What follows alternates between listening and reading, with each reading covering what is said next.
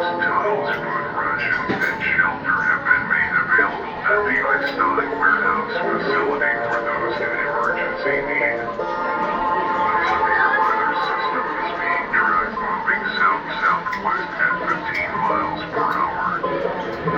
Please stay indoors or seek shelter immediately. Buc-ee's has a billboard outside of it that says 3 meat sandwich, and every time I see it, I just get the Guar song stuck in my head. Also, there's a Cybertruck next to me right now. God damn are those things ugly. But yeah, I am heading down to Universal tonight for Halloween Horror Nights. With my pass, I get 1 free admission, basically, or included admission a year. And I kind of realized that the chances of me being able to use it after tonight are relatively slim, so I'm gonna go try to do that tonight. Kind of how I did last year, honestly. I neglected to try to get Express early on. I mean, last year was kind of a bit of a last-minute decision, literally. But I'm hoping, last year there were no Express available online, and I got there and they became available again. I'm hoping that's the case, because I honestly don't know how well this is gonna go if I can't get Express. But you know, worst case scenario, I come back and just pay for a night and Express and get to do the whole thing. I think in terms of the pass, the only other time I could go is like 2 weeks from tonight.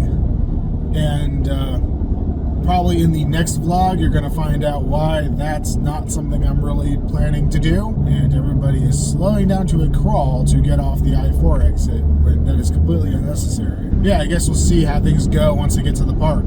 So once I arrived at the park, I got into the parking garage and immediately got back on my phone on the Universal app looking for Express passes. And I think my theory from last year holds true, that they must release these things once it gets really close to start time for the event each night, because they were available. They were a little more expensive than they would have been if I bought in advance, so I'll try to remember that next year. But they were available, so I was able to snag one. And yeah, basically made my way down to the park. I got to the entrance gate around 5 o'clock. In the past, I know they've opened early sometimes. I don't think it's a set thing. They're supposed to start at 6:30, and for this, they really did just start at 6:30. But that was fine. I got a good spot, kind of, you know, close to the gate. I wasn't able to see the opening Scarimonies. It's really hard to see them unless you're kind of lined up with the central gate. I was over to the side where you actually get into the park. But I did get to hear it at least.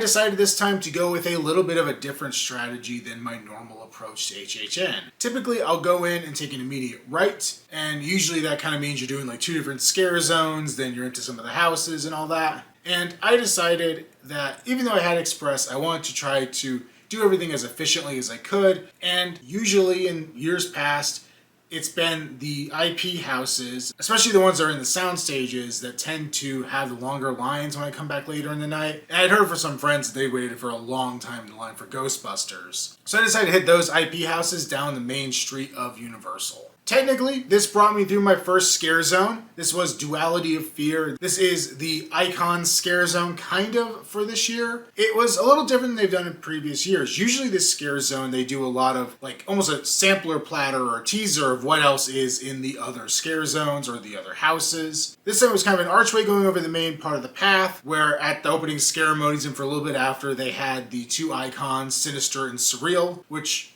I picked the perfect night to go because both people that did the makeup that night for those 2 characters are people who do makeup for us on our indie film Executioner. So it was cool to get to see their work right up front at the front of the park. But underneath, it was really just some people with chainsaws. There's a little bit of lighting, some more like scaffolding or whatever going down the path, but I think because they brought in this whole new Minions themed land, they kind of stuff everything ahead of that land now, and it doesn't leave a whole lot of room for anything for a scare zone. So outside of those, it was just a couple dudes running around with chainsaws. I watched some other people's videos, and it looks like there are usually 2 different types of chainsaw wielder. One in a like bluish green costume that matches with the Surreal character, and one in kind of a fleshy costume that matches with Sinister. I only saw the Sinister ones. As far as I remember, I didn't see any of the Surreal ones. I may find when I go back and look at my footage that there was 1 or 2, but for the most part, it was the fleshy Sinister ones.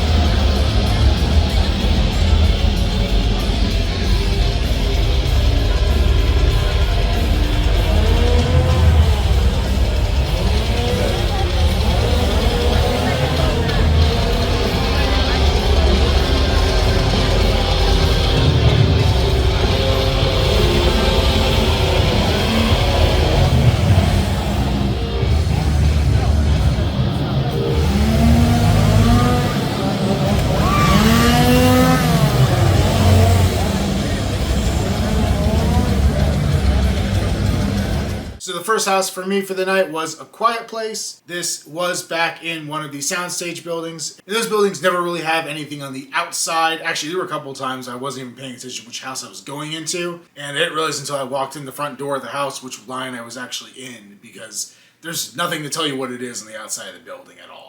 But when you walk in the door, there is this exterior facade of, I think it's supposed to be like the general store from the first film, and you see like some missing posters, and then you see in one of the windows that spaceship toy going off that ruined their day. I like the way they had this one set up, because you walk through that, you kind of walk into the shop, but it's this narrow corridor with a lot of like camo netting, and then one of the monsters is like popping out kind of right in your face right there. And then you walk out into a larger room that kind of still leads you down a narrow hallway, but this is where they have almost like the title card of saying A Quiet Place up above you as you walk into the rest of the house proper. You get to go into one of the first scenes, has like the cornfields and stuff on the outside of the house, and you see right away what they're doing with these creatures. There's some that are going to be basically puppets, and there's some that are going to be full-on animatronics. And I will say they had a lot of the creatures in this house. I really wasn't expecting it. I kind of thought it would be one of those ones where maybe, you got 1 or 2 and it was a lot of humans that you were interacting with, but this was a pretty loaded, effects-heavy house with all that. I'll also say, at least being the first house I did, I don't know if it got different as you went later in the night, but it was relatively quiet. Like, there were a lot of things that were supposed to be, you know, kind of moving through quietly, then somebody would shake something, like they would in the movie, to like attract the creatures to kill somebody else, or somebody hit something by accident or whatever. Like, the loud sounds actually were effective. It felt like there was definitely a, you know, quiet to extreme levels of noise. So I think that worked better than I ever would have expected it to. I didn't realize it walking through it initially, but I guess this was the first 2 movies that they were covering. It seems mostly like the first one to me, but I think I heard somebody say it was a lot of the second one, so maybe I just need to rewatch those movies.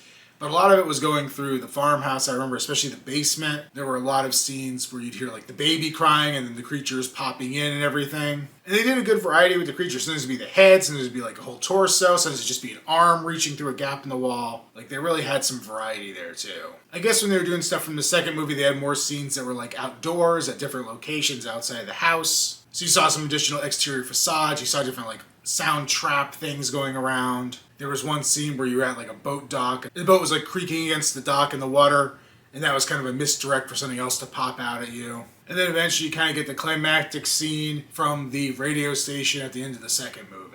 Overall, I thought it was a pretty well done house. Really wasn't one that I anticipated being as good as it was. I kind of thought it was a hard one to cram into a haunted house, but they did a decent job. It wasn't my favorite for the night, and I'll get into rankings of course later, but you know, it did what it needed to do. Next up, still in the sound stages, was Ghostbusters Frozen Empire, and this one, I was just smiling the whole damn time. And for a good chunk of the night, this was my favorite house. Not because it was scary, but because it just hit all that Ghostbusters iconography. I didn't mind this movie. I actually liked it better than the one that came before it, that other reboot movie, or not the, yeah.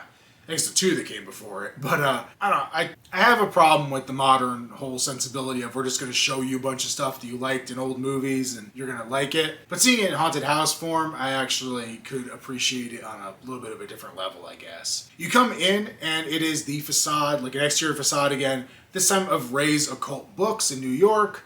So you have like the front of the building, the neon signs and everything. And there's various elements on the sidewalk outside of the shop that kind of go off. There's a manhole cover that lifts up with like blue energy coming out of it. There's a hot dog cart that starts like rattling around. And there's like a trash can that starts spraying out stuff. Really cool effects. The only thing I wish they would have done, because of the way you walk in particular, you kind of walk in where the house is at a bit an angle from you. And you just kind of see the black walls on either side of it. I wish they would have put some kind of like matte painting or something. There's another scene later in this house where I feel like that should have happened as well. It really would have just made it feel a little bit bigger, a little bit more expansive, because it really did kind of ruin the illusion. We have this beautiful facade in front of you, but then just nothing next to it. But walking into the front of Ray's Occult actually does bring you into the front room. So you get that scene from the movie where he's analyzing the orb, and you kind of see that starting to go off. There's the Garaka, or whatever the bad guy is in that one, like flashing in the window behind him. And there's a lot of mini Stay Puffs because, yeah, why not? There are a bunch of them all over the place causing havoc. And then you get brought into that kind of flashback sequence showing the origin of the orb, where you have the long dinner table in the big room all frozen.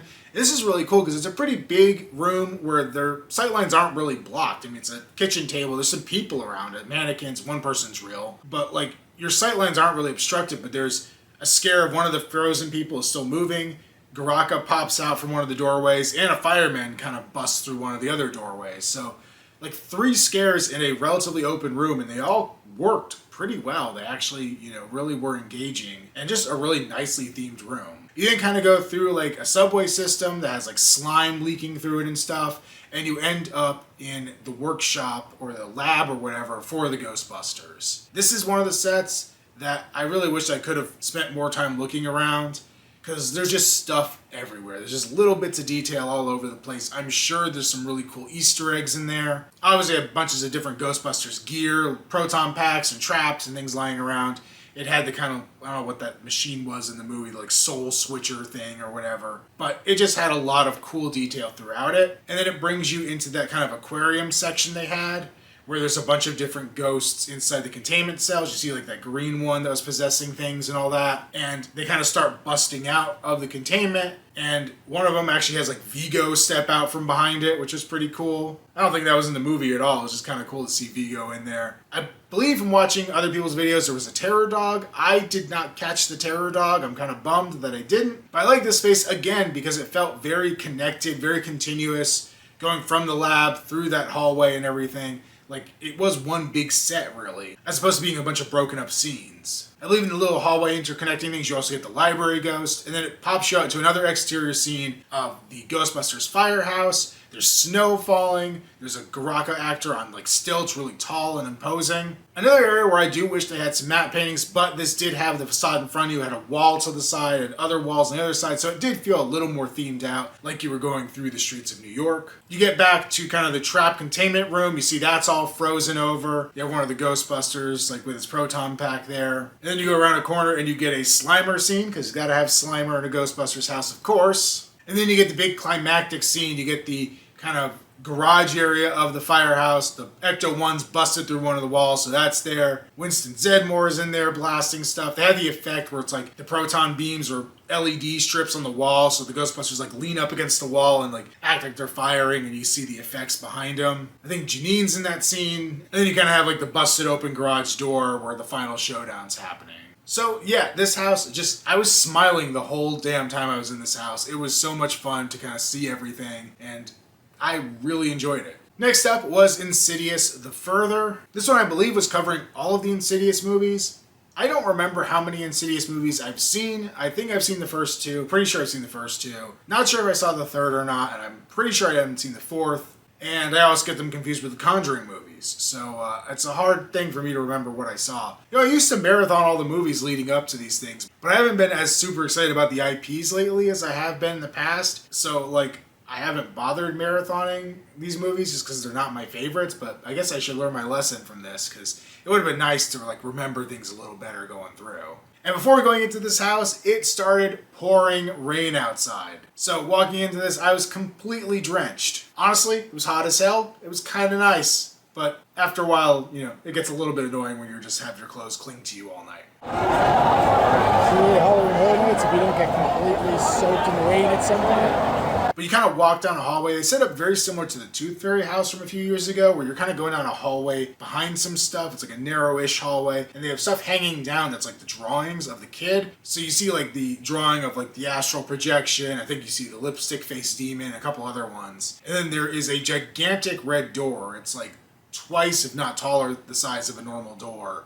And you walk through that, and I guess you're supposed to be entering the further. And through all that, you're also hearing Lynn Shay talking to you, telling you, like, to go into it. You get to the exterior of the house. I think this is from the first movie, where there's, like, the apparition. I think it was on a baby monitor, where it's, like, stealing the baby or whatever. And you get to see, like, them walking up and down. But they were going back and forth so fast, it was just kind of funny. It just looked like they were pacing in front of the house. You walk into the living room of the house, and you get some scares, a couple things popping out. I guess in being the further, it's like where he's astral projecting at the end of the first movie and there's just dead people everywhere and it's just creepy wherever you go. So it was kind of convenient in that respect where you almost didn't have to like explain there's creepy stuff around or hide them. They could just kind of be out and there and it makes sense. You do go into like the baby's nursery and see some demons there. Were they ghosts or demons or what? I don't really remember all of them. I think some were demons. I don't remember if they all were.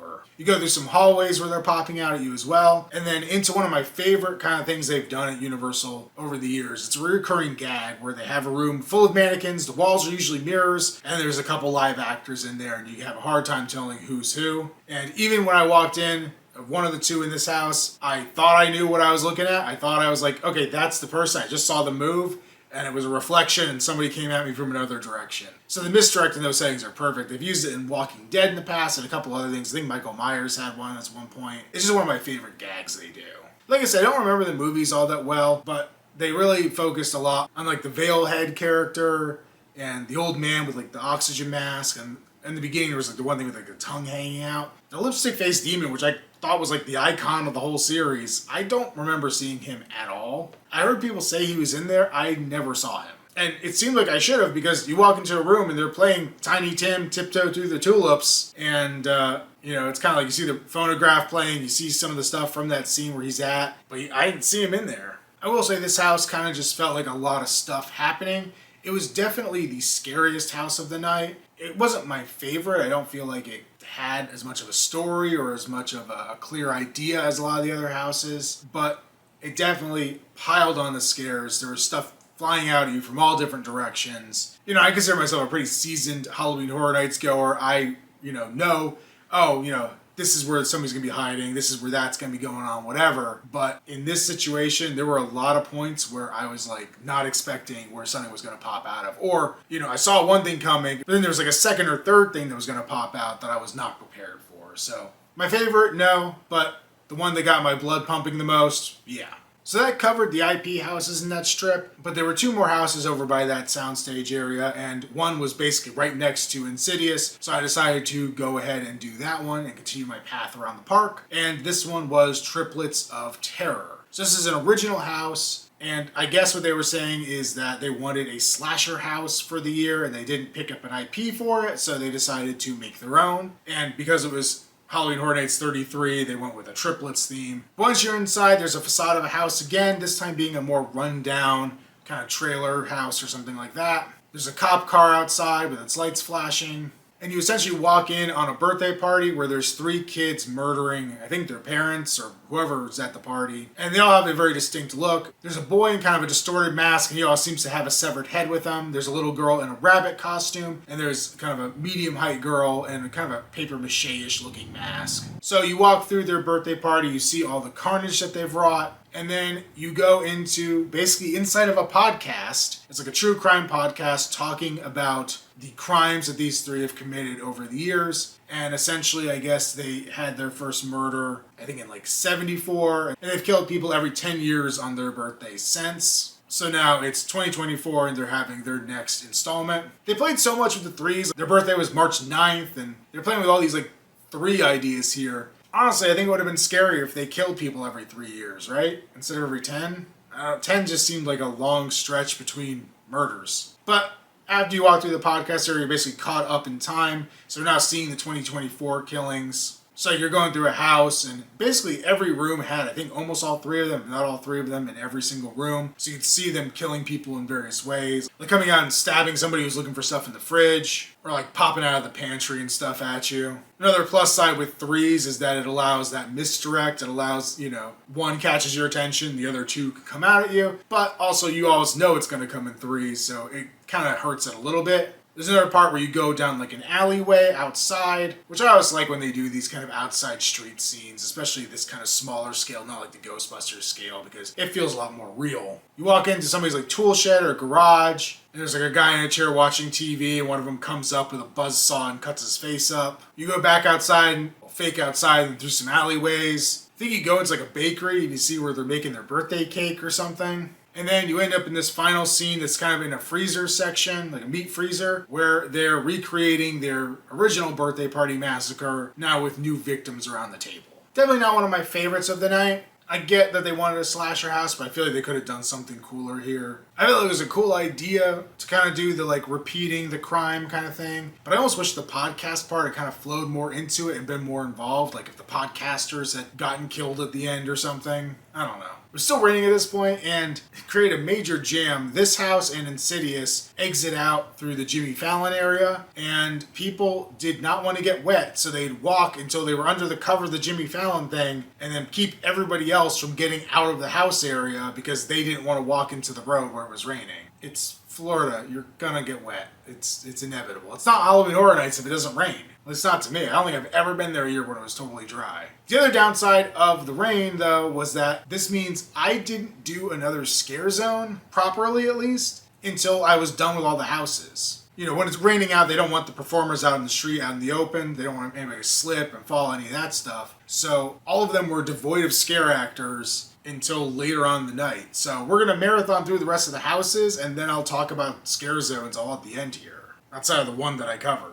So the next house is Major Sweets Candy Factory. This is something that they'd done as a scare zone a few years ago, and now they brought it, I guess it's supposed to be a prequel, showing like what happened before the scare zone. This is done in the Fast and the Furious queue area, which is usually kind of a weird spot, but I think they did okay with it this time. So you walk in through the facade of the Sweets Factory, and the premise is that you're chaperoning a field trip out to this factory. So you go in, and you're kind of like meeting the mascot characters that run the thing. Major Sweets, and then I think her name was like Miss Treat or something like that. So the whole thing's very Willy Wonka. Like you have like, candy factory in the beginning, and I guess they're giving this candy to the kids that's making them go insane and start murdering people. So you see like various like teachers or whatever being stabbed by the kids. There's like educational films being played with like monsters popping out of it. And then you see like various like candy machines, like it's spewed out candy, people are wearing it as a mask or they're destroyed by it. You do see the van from the scare zone that was out on the streets. You now see just the back end of it full of weapons and stuff inside the factory.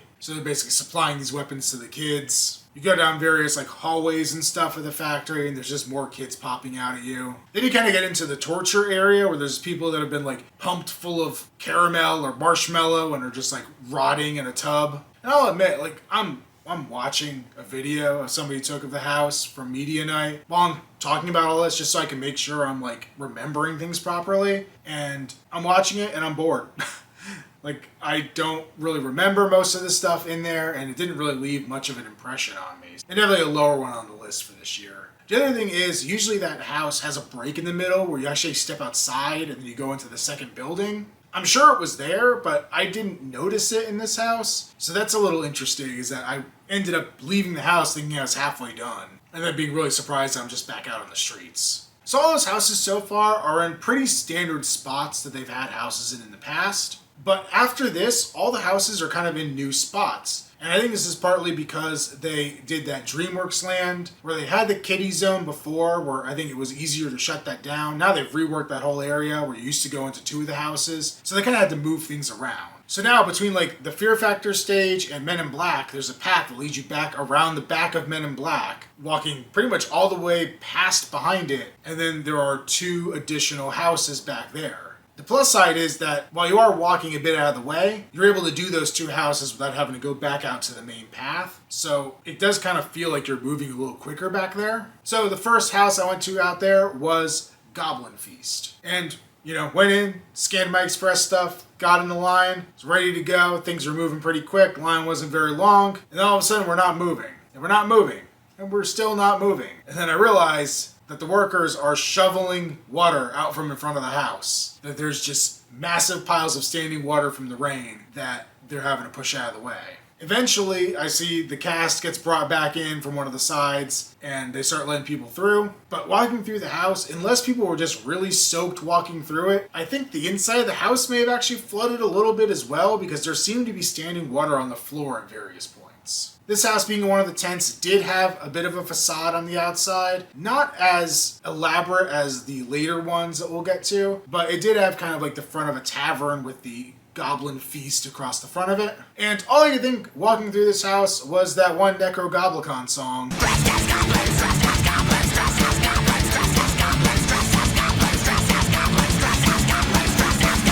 Because everybody was. So you kind of start off walking into a tavern and there's like a bartender and various characters attacking you or whatever. And I guess the idea of this whole house is that it's Goblin Feast is a holiday and humans are on the menu. So they've like invited humans to come and then they're going to kill them and eat them. So the bar set was cool, very like D&D kind of feeling. Like it felt like it fit perfectly into a fantasy world and was a great way to bring people into that. You then go into a room where there's like one cooking in a cauldron, I guess basically preparing the soup. And then you see kind of like a butcher shop and everything going on back there. You end up in the woods and there's kind of like a cemetery where you see like goblin skeletons like embedded into trees. And then I guess there's like giants and ogres and things in here too, because you see like giant hands wrapping around trees and things like that. So it's implying that there's larger creatures around as well. There's a big like water wheel in here as well that kind of brings more of that, Ren Fair, Lord of the Rings, World of Warcraft feel going on. You get a scene into a goblin house where they're all sitting down to a meal of, I assume, human. Then you end up in a castle. There's like dungeon kind of areas. You see humans trapped. And you walk through the halls there and you see like, I guess the Goblin King at his table and things like that. So it's kind of cool. It kind of brings you from like the peasant level of Goblin Feast up to the king's level of Goblin Feast. And then as you're leaving, there's one goblin yelling that the food is escaping. So I thought that was kind of a funny. Like, I don't know if I've ever been in a house at Halloween Horror Nights where, like, they're acknowledging that you're leaving. Outside of just trying to do, like, one last scare. Like, this was actually, acknowledging that people are walking out of the house and haven't been killed. Next up, in the tent next door, was Universal Monsters Eternal Bloodlines. This one had very little of a facade outside. It had, like, the poster for Universal Monsters, and then it had some crates, and that was about it. But the inside was very impressive. You walk in and you're in this kind of cemetery, and you see the daughter of Van Helsing kind of laying out her plan. She's like kneeling by Van Helsing's grave and talking about how her father and her brother were murdered by the vampires and all that, and that she's seeking revenge. You walk into the Van Helsing family crypt, and you see the coffin of, I assume, Abraham Van Helsing. Cemetery as well also did have more of that snow effect, so keeping that going this year. And then essentially it kind of becomes like a compilation where you'll get a little hallway that kind of sets up where we're going on this adventure. It almost reminds me of the map from Indiana Jones a little bit. And then you end up in that land. So the first one, you walk down a hallway and you see these Egyptian artifacts. And you talk about how she's hunting down the mummy. And all the characters in this are female for the most part. It's all female versions of the monsters. So you end up basically inside of a pyramid. You see various, hieroglyphics and ancient Egyptian statues, and there's mummies jumping out at you. And then the, lead mummy is one where you see this glowing red thing on her chest. And I believe that was a holdover from one of the previous Universal Monsters houses, where there was the Dracula Wolfman mummy thing going on. This section was really cool, very nicely designed. I wonder how much of this stuff was leftover props from the mummy ride, but it was really cool to go through and see how much detail was in it. Then you get another hallway, and this one's setting you up for the, I was going to say Wolfman, but I guess Wolfwoman, the werewolf section of this. So you're out kind of in a Bavarian forest. You see the fortune teller's cart as well. There is the Frankenstein's monster just laying dead against one of the carts, and the bride is out there, basically bemoaning what happened to him. So you're kind of moving through this village. It's on the edge of a forest. Unfortunately, the werewolf scene, I didn't get to see. It's this long hallway, and I think it's a bungee scene or something where they jump out at you. But the timing was just all off for me. I didn't see it at all. And the guy in front of me actually slowed down and almost stopped to catch that scene, and we didn't see it. So, I don't know if it was just timed badly or what. You go through another hallway that kind of shows off we're going to vampires, and you're in what I assume is Dracula's castle, and it's full with, I think, both his daughters and his brides running around attacking you. So you're going to this very gothic looking manor, and they're jumping out and scaring you, but you also go into the crypt, and you see some of the characters, some of the vampires, staked in their coffins, and Van Helsing's daughter is doing her job and taking some of them out. You actually see one run out on stage and get staked in the back. Then you come out into another scene where you're outside of another house, or I don't know if it's supposed to be a house or you're going back through the crypt or something like that, but you go in and it's all hell breaking loose. All the characters are popping up out of different areas, coming at you, whether it be the bride, Van Helsing, the mummy, the wolf, all that. And it does end where you're leaving out through the crypt again. You're going through a section with candles, and you kind of walk back out into the cemetery, into the forest. And it looks like Van Helsing met her fate out here. She was killed. You see the bride screaming about that. And that's where you exit the crypt and exit the house. Next up is Slaughter Sinema 2. Slaughter Sinema was one of my favorite houses from years past, and I'm so glad they brought it back. This is in the sprung tents. I guess these are where they normally are. You kind of get to them from the Men in Black area to the side of that. And it has a drive-in theater kind of facade going on where they have some cars out. They're playing on a screen all these trailers for these B movies that are in the house. And the way the house works is you're basically walking into a theater initially, into a movie theater, and then you're going into these different rooms that are basically portraying the different films. You see the posters, and then you walk into a vignette of that film. So one thing I will note about this house is that it is considerably more risque than I've seen a Halloween Horror Nights house be in a long time, and I kind of miss that about Halloween Horror Nights. And, saying they need a slasher for Triplets of Terror, the first section here is Mardi Gras Murders. That is kind of a stereotypical 80s slasher. So you walk into what looks like a hotel room, you're looking through a window that's frosted. You see a woman flashing to get some beads, and she gets stabbed through the back. Then you go into that room, the hotel room, there's a guy barfing all over the place. And then the Mardi Gras kind of jester masked killer comes out and attacks and kills him. And then there's also another one that pops out next to the balcony. Now you're looking out the balcony, you see the dead body leaning over from that vignette earlier, and you kind of get the full effect there. So our second movie in here is Heavy Metal Hell in 3D. So you start by going into a bedroom full of very 80s iconography. There's VHSs and posters and stuff all over the walls. And then you walk into the next room through a bed with somebody still laying on it that's been split in half. The person and the bed. And then you enter kind of a black light hell of skeletal zombies rocking out. So, I don't know if you could have pushed this concept more beyond the 2 rooms of this thing, but it was fun. Next up is Killer Kringles, which makes me feel like I'm back at Busch Gardens. Honestly, I saw a video where they're talking about this ideas for Slaughter Sinema were like house ideas that weren't fully fleshed out enough or they didn't feel like were good enough to go on their own. And I feel like that was a subtle dig at the Residence house that they did at Howl-O-Scream for a couple years that was Christmas themed. It's like, yeah, you know, we thought about a killer Santa and Mrs. Claus and elves and stuff, but we didn't think it was worth a whole house. That's basically all it is. It really is just like Santa's workshop and the three of them are trying to kill you and you see like a bag on Santa's sleigh that appears to have somebody struggling inside of it. Next up is Night of the Undead Clowns. So this is, you're down in like a mine and there are skeletons of dead clowns and then they start reanimating. There's barrels of toxic waste and stuff down there as well, so I guess that's why they started reanimating. I think I saw somewhere that they were supposed to be the barrels from the Bugs house from last year. Another very silly idea, but I thought the trailer for it was funny because it reminded me very much of like a Grindhouse film. And I mean literally the Grindhouse movie, not like Grindhouse movies. Next up is an odd one. It is Hatchet and Chains, the Demon Bounty Hunters. And at first I thought this meant that they were bounty hunters that hunted demons, but I think they are also demons that bounty hunt. And it's kind of like an Old West style thing, or these two guys who are hunting demons. So you're kind of in like an old like saloon or whatever that is back in the day, and you got one guy fighting demons with chains and one guy with a hatchet. Next up, another short one, but one of my favorites, Blood and Chum. Never thought they'd get a killer shark house into Halloween Horror Nights. I guess they still haven't gotten a full house, but yeah, you're basically supposed to be in a lake. Yeah, a lake, not an ocean, and there's a dead swimmer, a dying swimmer, and then a giant shark head comes and tries to bite you. I think it's supposed to be a mutant shark as well, if I remember the teaser trailer correctly. That's the best thing. All these had teaser trailers playing outside, so like you got a little preview of the story before you actually went and saw what was going on. And then the next one is maybe my favorite. Like I said, did a little bit of TNA with that first section.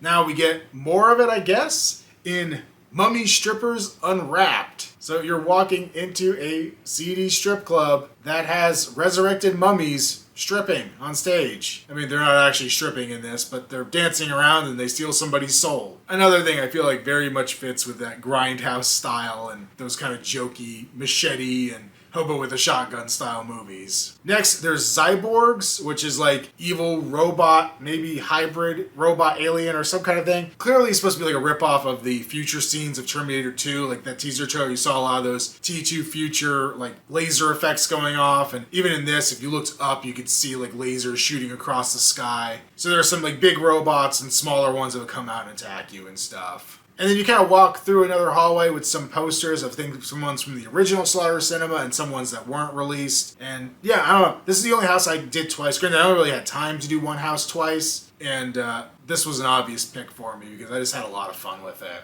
The other house back in this section was the museum, Deadly Exhibits. And unfortunately, this was not a house where somebody came out and then pimped my ride and that ride killed me. That is a terrible joke. But yeah, this is at the other sprung tent back there, which is kind of where it usually is. But the entrance is kind of weird because they sent you basically around through the Simpsons ride, cutting like horizontally through the Simpsons ride into the queue for this. So it was definitely a different layout. This one has a facade outside of the museum itself. There are crates being dropped off. I think the crate outside is labeled Egypt is actually supposed to be what the stripper mummies came out of in Slaughter Sinema, which is funny. There's like a delivery vehicle out there as well. And basically they're playing up this whole thing that this artifact called the Rotting Stone is now on display at this museum. It's like their new big exhibit. But that stone is like infecting everything and making the museum come to life and start killing everybody. So the outside looks relatively normal, like advertising the museum and stuff. But as soon as you walk in, there's the front desk. And I thought it was like a monster was at the desk or the security guard had mutated. Apparently it's supposed to be the desk has come to life and is attacking people. Like it is just a creature growing out of the desk trying to grab you. I do like the first little hallway of it because like it does look like you're going in the back door of a museum because you're going where they would deliver stuff. So you're going in like not the main entrance. But yeah, you're seeing like security guards who have been like attacked or mutilated or whatever. And then this desk thing going off.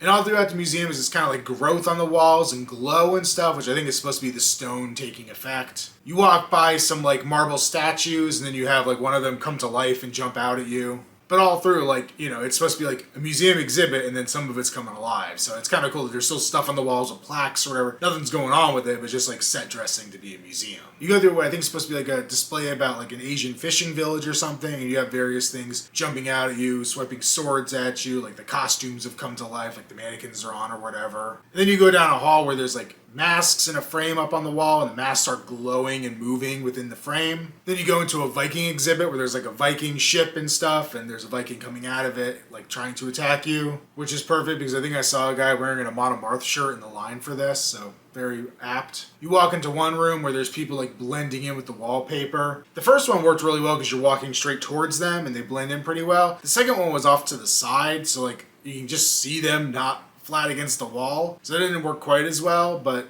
I haven't seen that effect done in a little bit at Universal, so that was kind of neat to see again. And as you're going further and further, like the rotting effect in the walls is getting more intense, the glow is getting more intense, you eventually get to the stone itself, and I believe that's supposed to have come alive and is attacking you as well. I think I misspoke earlier when I said all my scare zones were left to the end, because I actually did have one more house to do where I had to loop through some scare zones to get back to it. So the first one I went into was in the Central Park section of Universal, which is kind of over by E.T., and this was Swamp of the Undead. It was this very kind of bayou-looking thing. There were boats, and there was heavy fog. Of course, that area always has heavy fog. There were like shacks, and there were little piers with gators on them, and a full-on airboat and stuff like that. And then all throughout these are undead zombies walking around trying to attack you. So this was the first one that I saw after the rain was over. And honestly, I wasn't sure yet if the scare actors were back out yet. You know, it's still kind of wet, and sometimes I know they kind of are more cautious and will keep actors away until it's dried off enough. So I start walking in there, there's heavy smoke, heavy fog, and I'm walking through, and at first I don't see any scare actors, and I'm like, oh, so it's, you know, still shut down or whatever, still no actors.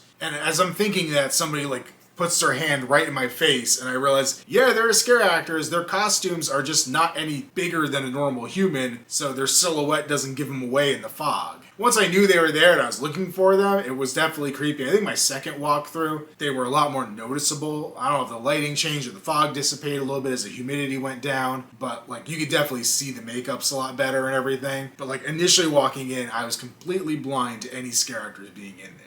I like the scare zone a lot. It had a very Fulci feel to me. I don't know, it's just because I'm thinking the Beyond, you know, with the New Orleans setting, or the Bayou setting at least. But I don't know, I was getting kind of a Fulci feel. The zombies looked a little bit like the one from Zombie 2, like that main poster cover one. And I just kind of got that feeling off of it, and I liked it a lot. It was pretty cool. Like, there's not a whole lot to describe in it, but it was overall very interesting looking.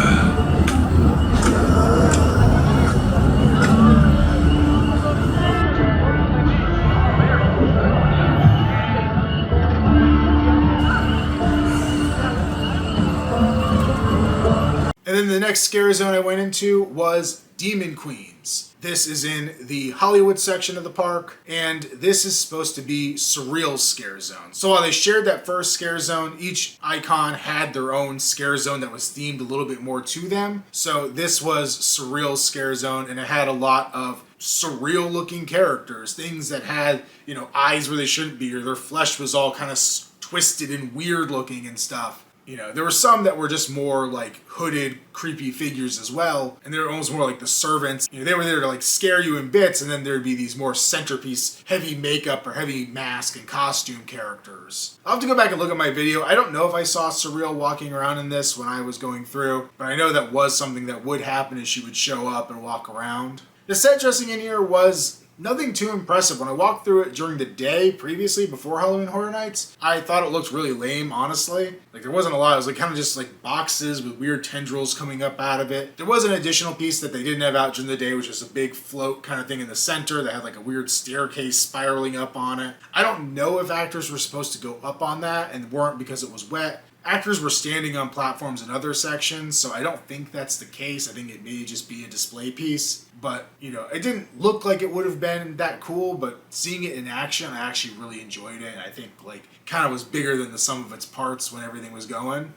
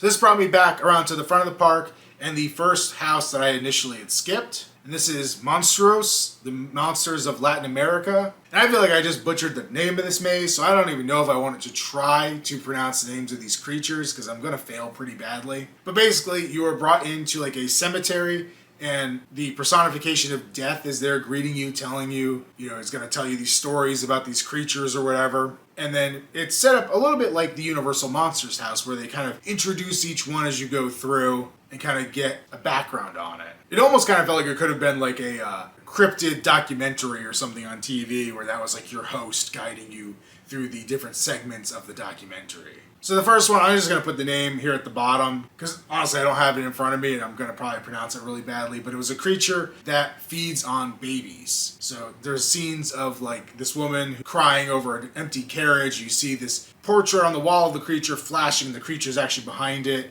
Then you walk into a bedroom scene and there's a woman crying about her baby and the monster's over in the corner like biting its neck and eating it. Honestly, a lot of torture towards babies this Halloween Horror Nights. That's 3 houses where there's crying babies in it. It's kind of weird. And you go back out like onto the streets and the creature's popping out at you at different locations as well. And then you're introduced to the next section, which is this guy that eats spines, which is very interesting. So you're like going through like, it looks like a restaurant and there's people just mutilated and this guy coming out and swiping at you. And then you go into like a butcher shop and there's like meat hanging down, like full pig carcasses and stuff. and you see humans that are ripped apart similarly, and he's coming out and attacking you there. And lastly, there is a bird-human hybrid, bird-woman hybrid thing. That's kind of more like walking through like alleyways, and there's like torn up fabric and stuff around, and it keeps jumping out at you from behind the fabric. And then finally you walk into a room and there's a giant puppet version of it, just fully realized, bones all around it in its nest, and a big pile of bird shit. And it's got like intestines hanging out of its mouth or whatever. And then, similar to the Universal Monsters one, you're back in the graveyard, and then the various creatures come back out and attack you all together, or, you know, separately, but in different locations through that. So you kind of get this wrap up, bringing everything back together. So then the next scare zone is Torture Fair. And this is Sinister's scare zone. And it's funny, I think looking at it quickly, you think it might be based on, you know, being back in medieval times, but it actually works in that it is based on a Ren Fair. So it's like a Ren Fair that Surreal, I guess, has influenced and brought back to life and brought the torture devices and everything to life. So there's a big stage where they have like the king and queen up there. On one side, there's like an executioner character dunking a body into a vat of water. The other side, there is an Iron Maiden. Iron Maiden's gonna get all of you. And as the first and definitely not the last heavy metal reference I could make in this whole thing, I feel like everything I was looking at was a metal song. They of course had various like Ren Fair characters, executioners and knights and jesters and things milling amongst the crowd attacking you. They had like barricades out in the street, so it kind of made you not be able to just walk in a straight line. You had to slow down and go around stuff. It was a little annoying when trying to navigate a crowd, especially when it wasn't, you know, full of scare actors. I do like the idea of breaking up that big space because it is a very wide scare zone. It probably helps the actors get people a little better. There was a breaking wheel display, so you saw somebody like, you know, strung up on that. There was a blood eagle display, somebody having their lungs ripped out of their back and everything.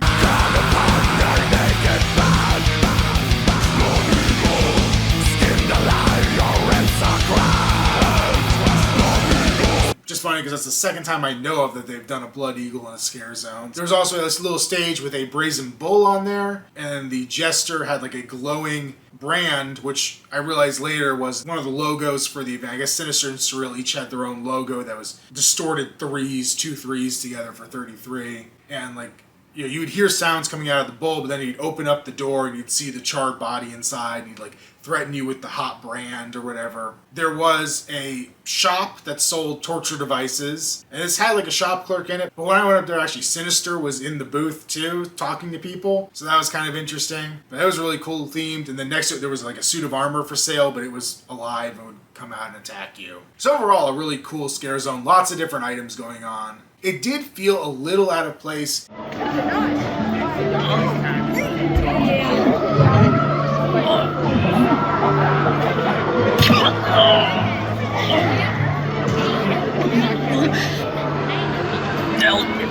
me!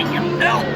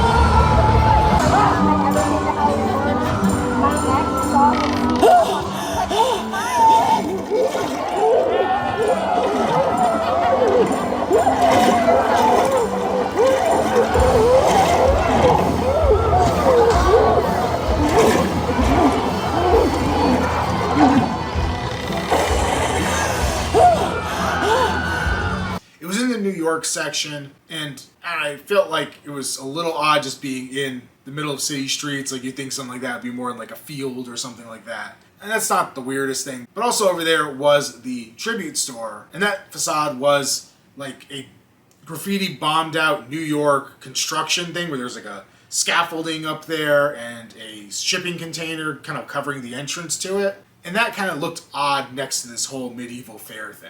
But going in there, this one had a pretty cohesive theme this year. In the past, they've done things where different rooms or different things. This was essentially like you're in, I assume, New York, and a bat creature is attacking the city and killing people. And this is almost like a shelter. This is an old store that people went into to use as a shelter from this creature.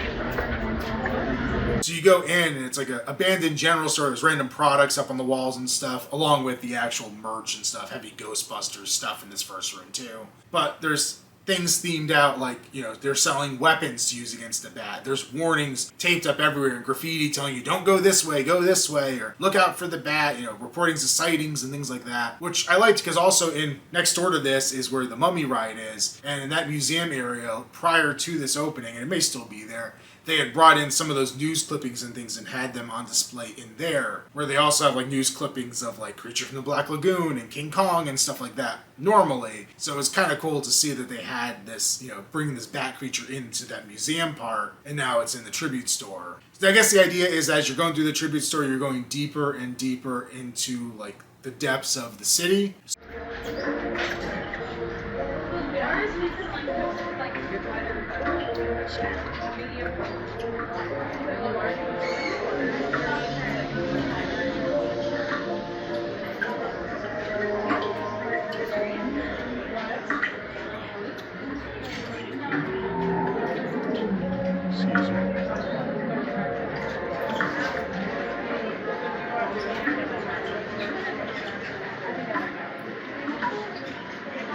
So from there, you kind of go into a room that's almost like an abandoned sewer kind of area. It had a little bit of mixed metaphors. There were some carnival items, which I thought was going to be like a different theme like they usually do, because the Halloween store in Islands of Adventure was like a boardwalk carnival theme this year. And it had like some of those kind of lights that you'd see there, like the lettered light stuff. And I was thinking, okay, so this is a different theme, but it also had the pipes and stuff, so it's still kind of themed to that. So it's almost like maybe the sewers under Coney Island or something, I guess would be what it is. Also a part of that, there was like a tent set up for somebody, I guess, who was living down there.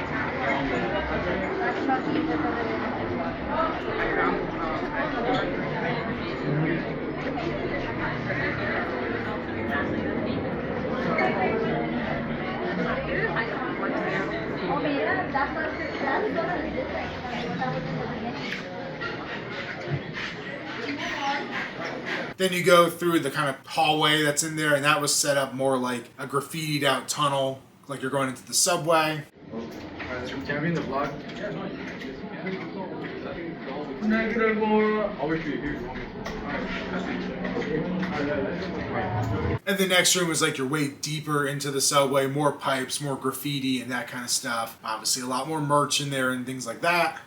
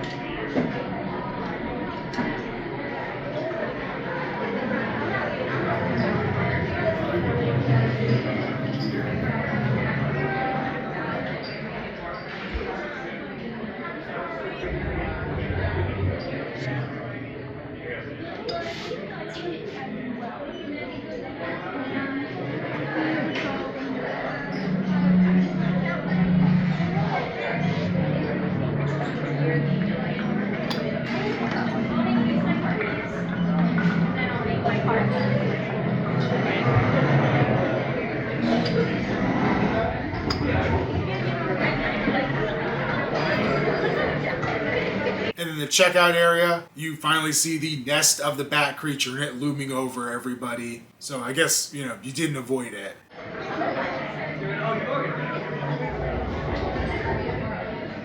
And the little kind of hallway tunnel to exit is supposed to be like you're stepping onto a subway car and walking through.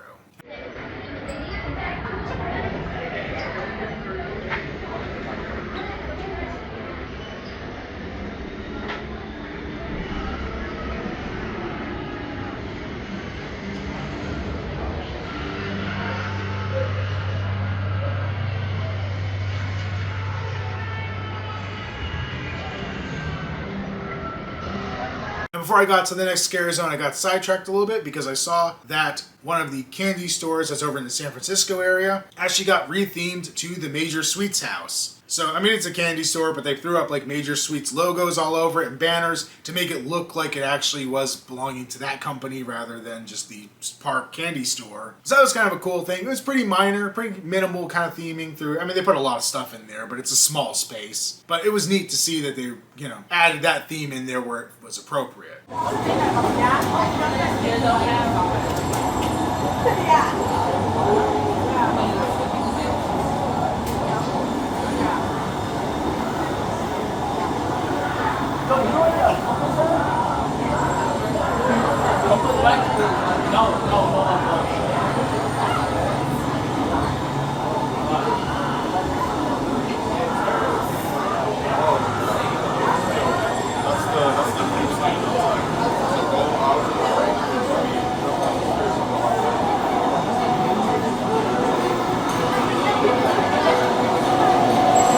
The next scare zone was Enter the Blumhouse, which was really more of just a Blumhouse advertisement, I guess you'd call it. They had various stages kind of along the sides, so while there were actors walking through the middle, the main attraction were these corner piece Blumhouse neon lighted stages where they would have different characters from the movie. So at the first one, when you first walk up, they had the Grabber from Black Phone on the front side of the stage, and then the back side of it, they had Megan. Over on the opposite side of that, they had a little facade where they had the actual phone from the Black Phone and the kid grabbing that and running around. A little deeper in, there was a setup where they had some lockers, which I think were supposed to be from like Happy Death Day. Either that or Freaky. I could never remember which one was which, but they were both in that same area. They had the chick from Freaky walking around with her knife, and they had both the girl and the killer from Happy Death Day roaming in that same area. In the next set of stages, which were kind of on the opposite side at the other end, they had The Purge and they had Freaky. So they had the killer from Freaky, that was consistent with the mask and all that. I think that was Freaky, right? And in The Purge, I saw two different characters. I saw the Lady Liberty character, which I believe I saw online after I went there. It was like the first night that was there. They also had the Uncle Sam character, and there were other Purge characters roaming around in the middle of the streets as well. While it did feel like a big advertisement for Blumhouse, it was still decently cool. It was pretty well themed. It was definitely a great photo op scare zone because it really were set up for photos more than anything else, which I don't particularly care for at HHN. I think that when they started allowing people to take pictures with scare actors and the scare actors wouldn't just walk away from you, they kind of entered an era of HHN I don't care for as much. But this worked decently for what it was, I guess.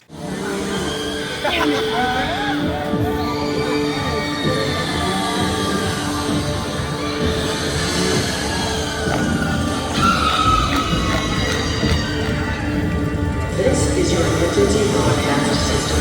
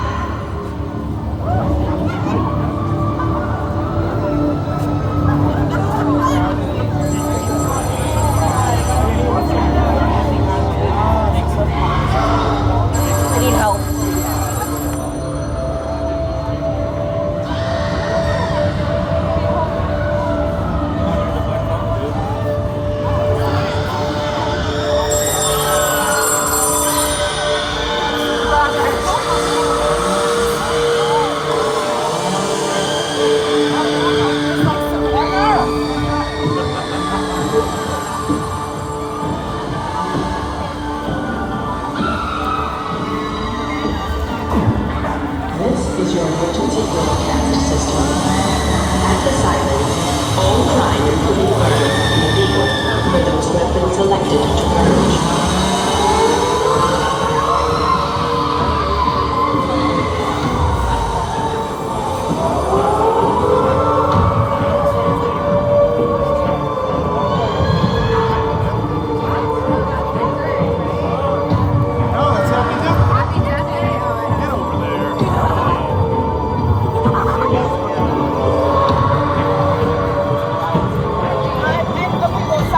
That, there was another little stage that was separate from the scare zone. It was supposed to be themed to the new Wolfman movie. So it's like a backdrop of like a farmhouse and it's like some hay bales and signs and stuff. And I've seen pictures and video of an actor on that stage in a completely hideous and not in a good way looking Wolfman costume. And I went out there twice at 2 different times, actually 3 different times I think, of my night at Halloween Horror Nights. I never once saw any actor on that stage. I'm curious if it was so bad they pulled it, or if I just went on an off night. I haven't watched any videos that were filmed after I went, but I wouldn't be surprised if they pulled this because it's not making me want to see that movie.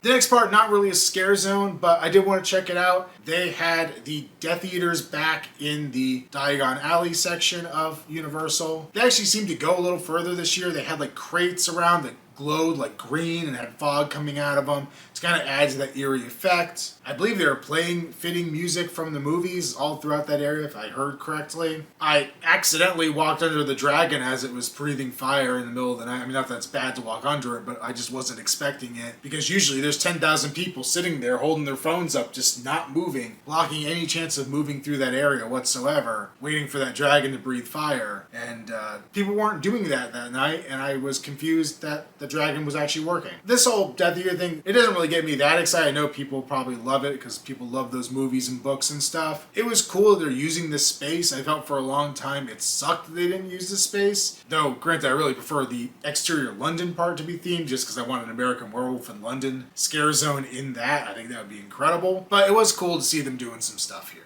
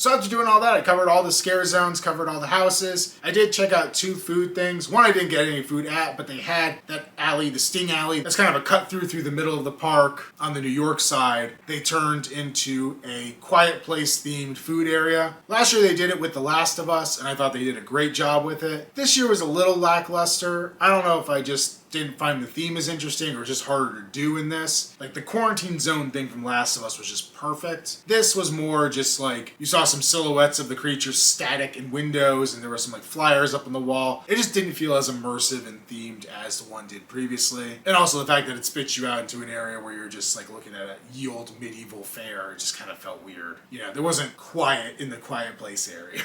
Apparently all the food in there was themed to food that was quiet. So it was food that didn't make a lot of noise when you ate it, which is interesting. The one food item I did get that was particular to Halloween Horror Nights was the Stay Puft Marshmallow Man S'more.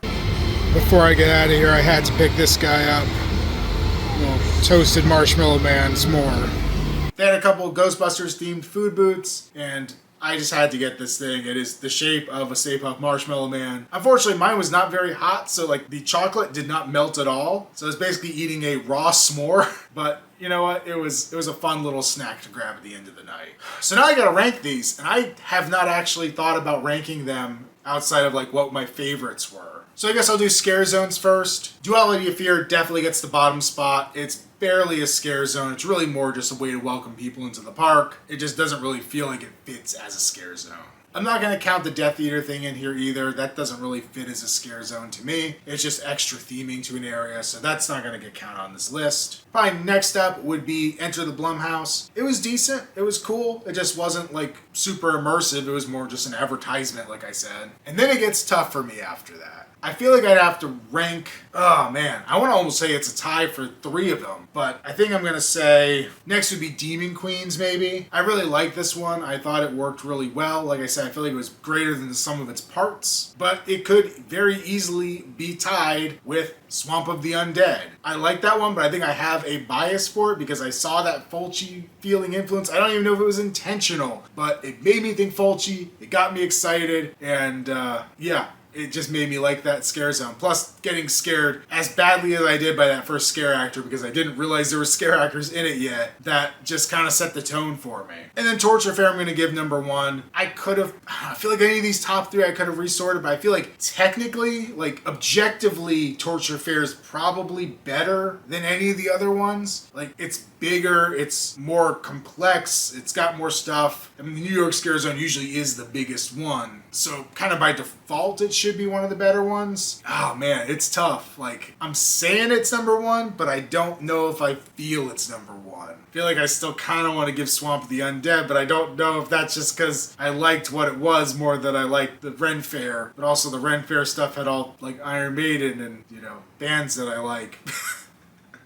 So, I don't know. That's the ranking I'm going to give. I don't know if you ask me that tomorrow, if I'm going to give you the same ranking, but that's where I am now. For houses, for the bottom, I'm going to go with Major Sweets Candy Factory. I honestly thought this might rank a little higher, but I barely remember that house going to shoot this video, so that kind of tells me all I need to know. It didn't make an impression on me. Next up, Goblin Feast. This wasn't bad by any means. Honestly, none of these houses were bad. I didn't think there was really a stinker among them. Even if Major Sweets didn't have a big impact on me, it was fun going through it. Goblin Feast, nothing wrong with it. I think it was a fun theme. It was something very different than I could think of them doing in the past, or at least recently. I know they've done some fairy tale stuff, but it felt very, more D&D than it did anything else. It just didn't appeal to me as much. Like, I don't know, it just never captivated me, I guess. Like, it was fun, it just didn't suck me in. Next up, I'm going to go with Triplets of Terror. Another one that just, it fell a little flat for me. It was fun. The characters were neat. I don't know if I want to see those characters developed any further, but I think it had some good ideas in it. It had some fun scares. Definitely having the 3 made it good for the kind of bouncing you off different things within the house and kind of drawing your attention one way, then, misdirecting you another. It just doesn't have enough to rank high for me. Next, I'm going to put Monstruos. I like this one. I wonder if I saw this before the Universal Monsters one, if I would have felt differently with the order of these, because I think these 2 are going to be back to back, and they're very similar in structure of just that introduction. All right, this is what we're talking about here. We're going to give you a little bit of it. Here's the next thing. We're going to show you more of that. Next thing, more of that, and then everything together at the end. And while I liked some of the things, I think part of it, and this is bias on my part by a long shot, but I know the Universal Monsters. And honestly, I'd never heard of 2 of the 3 of these things in this house, which is cool. I kind of want to know more, but the owl was the only one I'd even heard a little bit about that myth. And I didn't even really know it was supposed to be a monster. I think I just heard that there was people had superstitions about owls or something. So, yeah, I think that was part of it. It's just I don't know these creatures, and I had a little more fun with the ones that I did know. So, yeah, next, Universal Monsters, Eternal Bloodlines. I liked what they did with this. I love the Egyptian theming. Honestly, you just give me that mummy section as a full house, I would have been happy as hell. The crypt, too, walking in there. I think the sets were beautiful. Maybe that's what was the dividing line for me, too. Beyond just knowing these characters, I think the sets in it were very, very well done, and I really liked them. My biggest problem with it was the timing of the scares. I missed a lot of them in this house, and I got relatively lucky throughout the rest of this HHN. I actually felt like they were pumping through more scares to avoid that feeling of missing things. Maybe you would miss one, but it was because it was 3 or 4 rapid fire ones. So you were still getting the overall effect. Here I feel like I would go through certain sections, particularly the werewolf section, where I got no scares because everything was just very mistimed. But I did get some, and I did get some ones that I really enjoyed, and yeah, I think this was a solid house. I think the concept is cool. The one thing I had to double check on too after this one, and I honestly thought they were going to set this up as a prequel house to the ride that they're doing in Epic Universe, because Epic Universe opens up next year, and they have the Frankenstein's Castle ride, and I was confused at first because I thought that the lead of that, the character in that, was the daughter of Van Helsing, but I think it's actually the daughter of Frankenstein, or a descendant of Frankenstein. But I honestly thought it was going to tie into that. They were going to set up their new land at their new park that's coming next year. I think it's a little bit of a missed opportunity with that coming to not have done that. Maybe next year, because it won't be too long after Epic Universe opens that HHN's going to start. So maybe they will do something that ties that all together. But I feel like it's a bit of a missed opportunity for not going there this time. Next up, the museum, Deadly Exhibits. I honestly really love the concept of this house. I had a lot of fun with this one. It was unique. It was very cool. I honestly just wish this had been in a different location because the sprung tent ones are usually a bit more minimal just because of what they're built in. And I feel like if this thing had gotten like one of the sound stages where they could really go all out with it and really make it feel like a big museum that you were in, it would have been super high ranking on this. But I mean, it's still pretty high ranking on my list. I really like the theme. I'm a sucker for a good museum anyway. So you combine that with a haunted house, I'm in. It just kind of fit perfectly for what I wanted to see. And I like that it was able to give you kind of a variety of things where you were able to get the Viking ship and the Asian village and the statues coming to life and all these different things. Very similar to Slaughter Sinema right next door, giving you a variety of things, but just in a different way through a different storytelling method. So I truly enjoyed this house. Next up, A Quiet Place. I think it was really well done. I was highly impressed with the amount of the creatures they included. I was impressed with the fact that sound actually worked well in this house. A hard task to pull off, I think, honestly. I really didn't know how this house was going to go. I thought the only way they could make A Quiet Place work is if they gave you soundproof headphones for everybody that walked in and piped in exactly what they wanted you to hear and only that. And I'm sure that probably is a major safety hazard to do in a situation like that, plus a pain in the ass logistically. So I thought that was the only way they could make A Quiet Place work, but they made it work, and I definitely enjoyed going through that house. Honestly, this might be tied with the museum. Now that I'm thinking about it, the two were pretty much equal in terms of quality. Like I said, just based on where it was, Quiet Place had more things to play with just in the space that they had, and they did build some really cool looking sets and everything. So I'll give it the slight edge here. Next up, Insidious, The Further. I didn't care for this story-wise. I didn't feel like there was much of a story, but this was hands down the scariest house of the year. It got the most jumps. It got me the most involved in what was going on. It definitely had great misdirection, great rapid fire scares throughout it. And I'm gonna rank some other houses above this one. If you only are going to Halloween Horror Nights to be scared, this is the house. So the next things I'm gonna say are things that I liked because I liked them. But if you want to be scared, Insidious. That's what you gotta do. And I say that because amazingly, my number 2 is Ghostbusters Frozen Empire, which was not scary in the least. But I had a stupid smile on my face the whole time going through this. I feel like the attention to detail and setting things up was great. I loved seeing the different scenes from the film portrayed. I loved the amount of crap they had in all the different scenes, from Ray's shop to the Ghostbusters lab to the firehouse to all that. Like, it just made me happy. It captured that spirit of Ghostbusters. Universal's been going hard on their nostalgic properties all summer. Ghostbusters was in their parade that they've had over the summer. It was in their nighttime Lagoon show thing. They've been pushing Ghostbusters hard this year, even though it's not a Universal film. And honestly, I think this felt like the payoff to all that. The kind of bringing that whole nostalgic thing, everything with that, from the tribute story they did and the parade and the Lagoon show, all that stuff, and getting to walk through it and experience it in that way just felt like a great cap off to everything they've been building up all summer with it. And then the number 1 house for me, Slaughter Sinema 2. It's so good. It's so goofy. It's so fun. It's so rapid fire. Nothing even has a chance to fall flat. Even though there's different scenes in there that I wasn't particularly in love with, like the Killer Claws or whatever that was, I don't really care. I'm honestly sick and tired of Killer Santa movies. But it was so short, it never outstays its welcome. You just have a scene, and it's, it's Killer Santa. And I'm sure for a lot of people that's less of a played out thing who don't watch as many stupid ass movies as I do. But the ones that hit well were great. The Mardi Gras one was so much fun. The Blood and Chum was great. And Mummy Strippers Unwrapped. How can you top that? And just bring that little bit of sleaze back to Halloween Horror Nights. Like, I feel like when I first started going, there was a lot more, that's back when we had like the sexy nurses with the blood bags and stuff. And there was various things that were more adult about Halloween Horror Nights. And I feel like it's become more family friendly over the years. And it's not the reason that I'm saying Slaughter Sinema is the best house, it's just because it was a little sleazy in places. But it definitely makes me happy to see that they haven't completely abandoned that.